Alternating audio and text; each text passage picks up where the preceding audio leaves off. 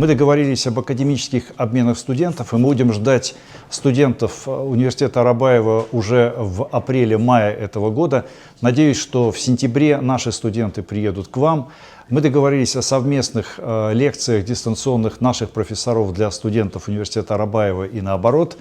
И мы сегодня договорились о том, что в апреле этого года в университете Арабаева пройдет международная молодежная акция «Наши семейные книги памяти», где молодые люди и в Киргизии, и в России будут рассказывать друг другу о своих прадедушках, прабабушках, которые принимали участие в Великой Отечественной войне. Вы знаете, у нас есть доверие, это самое главное. У нас есть доверие, у нас есть взаимопонимание, мы интересны друг для друга, и мы знаем, какой будет следующий шаг.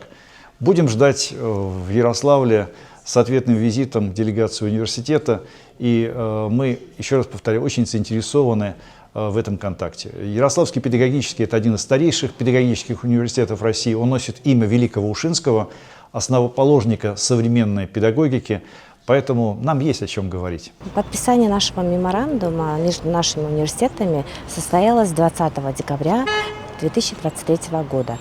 С этих пор у нас идет тесное сотрудничество. Неоднократно мы участвовали в акции Победы, в тотальном диктанте, у нас есть совместные лектории, которые проводятся между нашими университетами, а именно с факультетом русской филологии.